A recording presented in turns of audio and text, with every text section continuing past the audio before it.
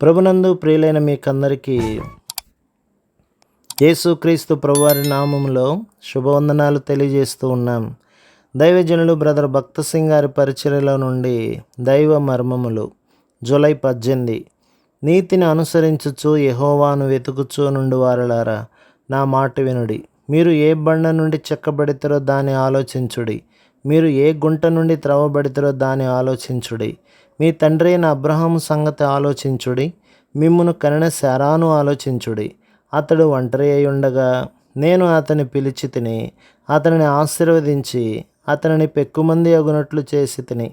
యెహోవా సీయోనును ఆదరించుచున్నాడు. దాని పాడైన స్థలములన్నింటినీ ఆదరించి దాని అరణ్య స్థలములను ఏదెను వలె చేయుచున్నాడు.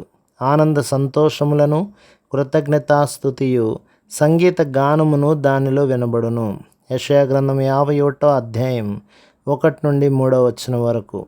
25వ శిఖరము. పైన చెప్పబడిన బండ యేసు ప్రభువే. కొరింథీయులకు రాసిన మొదటి పత్రిక 10వ అధ్యాయం 4వ వచనం. మన పాపముల నిమిత్తము మనం పశ్చాత్తాపడి ప్రభువైన యేసుక్రీస్తును మన రక్షకునిగా అంగీకరించినప్పుడు ఆయన స్వభావములో పాలువారమగుదుము. పేతురు రాసిన 2వ పత్రిక 1వ అధ్యాయం 4వ వచనం. స్వాభావికముగా మనము పాపులము. రోమాపత్రిక 7వ అధ్యాయం 18లో పౌలు సాక్ష్యమిచ్చినట్లు దేవుడు మనలో ఏ మంచితనమును కనుగొనలేకపోయెను. మానవ మాత్రులముగా మనలో మంచిదేదియూ లేదు. దేవుని దృష్టిలో కూడా ఆత్మీయముగా మనలో మంచిదేదియూ లేదు. దేవుడు తన ఉపయోగార్థమై అంగీకరించుటకు తగినదేదియూ మన జీవితంలో లేనేలేదు. అయితే యేసుక్రీస్తు ప్రభువును మన రక్షకునిగా అంగీకరించి ఆయన మనకు బదులుగా మరణించి మనలను నీతిమంతులనుగా తీర్చుటకు తిరిగి లేచినని నమ్మిన వెంటనే ఆయన జీవం మనలో పోయబడును. తద్వారా ఆయన స్వభావములో పాలువారమగుదుము.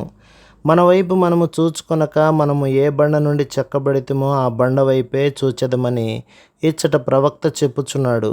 ఏలయనగా ఆయనే మన నీతి అయి ఉన్నాడు. మనము యేసు వైపు చూచుకొలది ఆయన యొక్క సుగుణములు యోగ్యతలన్నీ మన ముందు దినదినము పోయబడుచుండును. ఆయనే మన జీవమును మాదిరియునై ఉన్నాడు. నీవు దీనత్వము కలిగి ఉండగోరిన ఎడల ఆయనతో, ప్రభువా, నన్ను నీవలే దీనునిగాను సాత్వికునిగాను చేయుము అని చెప్పుము.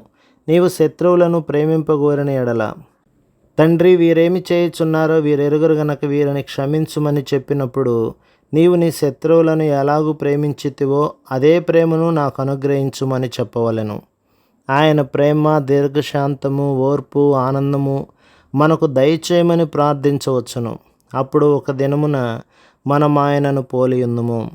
ఆ జీవముతో పాటు అమర్త్యమైన మహిమగల దేహములు కూడా మనకు అనుగ్రహింపబడును. యోహాను మొదటి పత్రిక 3వ అధ్యాయం 2వ వచనం. ఓ ప్రభువా, నా బలహీనతలను లోటుపాట్లను జయించుటకు నీ జీవము అధికముగా నాకు దయచేయమని ప్రార్థించుట ద్వారా మనము జయశాలుల మగుచుండుట కనుగొందుము.